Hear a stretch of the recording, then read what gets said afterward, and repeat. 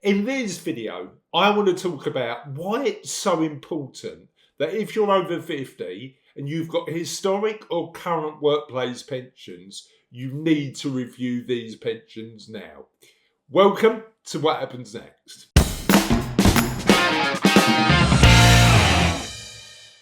Welcome to What Happens Next. Hopefully, welcome back because you've seen one of our videos before. This is the channel dedicated to exploring the challenges we face when we're thinking about the next chapter of our lives. Typically, when we're in our 50s and 60s, and we're thinking about either retirement or what happens next in that chapter of our lives. And What Happens Next is designed to help us think about that next chapter in a range of different areas of well-being. My name's Chris. I'm your host of What Happens Next, and my role my day job as a chartered financial planner means that for 2 decades now, I've worked with people in their 50s and 60s, helping them plan for the next stage of their lives. Now, What Happens Next is about having really nuanced conversations around a range of areas of well-being we should be considering when we're in that chapter of our lives and thinking about what happens next. But today, I want to talk about what I spend most of my days talking about, which is money. Now, part of your plan to achieve financial independence might include relying on workplace pensions. And I'm going to share a story today on why actually you need to really consider, if you're in your 50s and 60s, what's happening with those workplace pensions.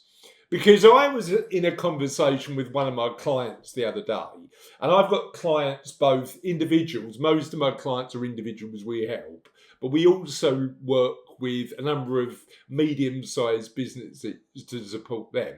And this particular employer had about a third of their people over the age of 50.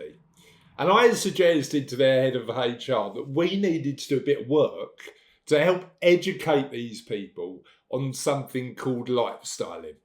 Now, this head of HR was also over 50 and said to me, "Chris, what's lifestyling?"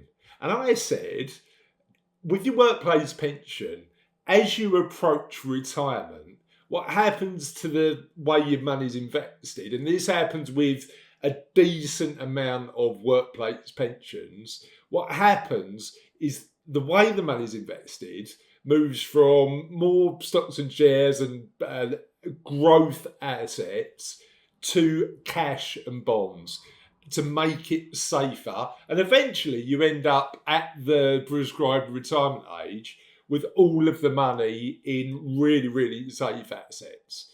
Now, this head of HR said, "Well, Chris, that sounds eminently sensible." And I had to question that because actually it depends. It was sensible at retirement years ago to have the majority of your money invested at the stage of retirement in cash and bonds. And the reason is because most people at that stage bought something called an annuity. They bought an income for life. Now, the reason that lifestyling was probably more appropriate when most of us bought an annuity is because you didn't want to get to your retirement age, go to buy your annuity, and then markets drop. Because actually what the income you could buy at that one particular point in time would have been less. However, most of us now don't buy an annuity at retirement. Most of us have more flexibility when it comes to what we do with our pension pot and choose to use that.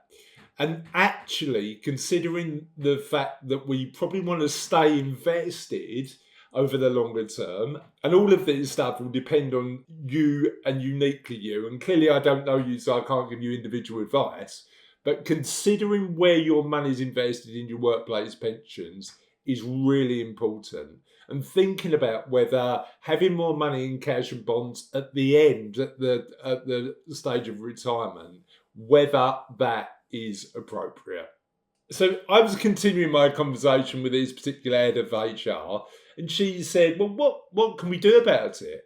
And I said that awareness is part one, and it's the reason that I wanted to do this video, because being aware that your money is slowly being invested in cash and bonds allows you to do a number of things. Number one, it allows you to review where you are personally and whether that lifestyling approach is appropriate or something different might be better. Number two, it allows us to think about what we want to do next. But also number three, it allows us to get better educated on what our options are. And actually, I'd want you to look at exploring all three of those to make sure that you're guiding yourself to the best retirement solution possible. Actually, before I move on to the three things that you should consider doing, I've got a favour to ask. We're on a real mission with What Happens Next to help people plan better for the next stage of their lives. And there's two really easy ways you can do that. Firstly, you can like this video and subscribe to the channel. The more people who like our videos and subscribe to the channel, the more these messages get spread. And we want to help as many people as possible. And secondly, you can be one of the first people to get access to the What Happens Next book, which is out later this year. We'd love for you to do that, and all you need to do is join the waiting list by signing up for the QR code. The more people who read the What Happens Next book, the more people can plan and prepare better for the next stage of their lives. Thank you, and let's get on with the video. Now, for this particular employer, we're going to be running a webinar to help them really understand whether lifestyle is right for them. But there's three additional actions that you should consider when you're thinking about what happens next if you're over 50 and you've got workplace pensions. The first step is understand how your pensions are actually invested. Get in touch with your workplace pension providers or the advisor who helps your employer with your workplace pensions. Ask them where their money is invested, and in particular, whether lifestyling applies to those particular pots. Second, work out how much is enough for you. Ultimately, all financial planning should start with your end in mind. And your end is financial independence and working out how much is enough for you. Now, the good news is we've got a free PDF that's provided by our financial planning business, Savello. If you click the QR code below, that will give you a link that you can follow, and you can get a copy of that free PDF.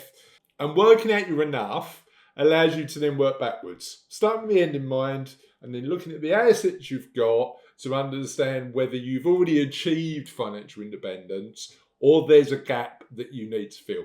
And thirdly, if all of this is really confusing and you need some help, speak to an expert.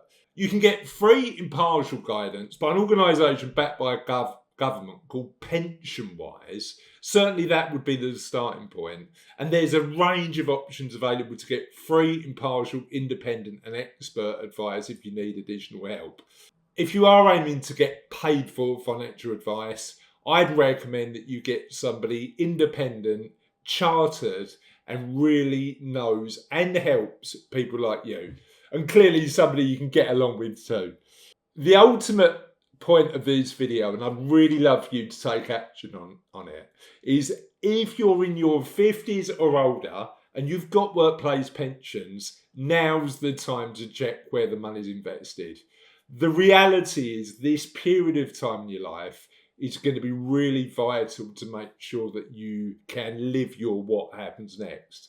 I've seen too many people over the years assume they know that their workplace pension is invested really well, but haven't checked and found that they've been in lifestyling funds when we've looked at everything for them, been in lifestyling funds that may not have served the next stage of their life as well as they thought.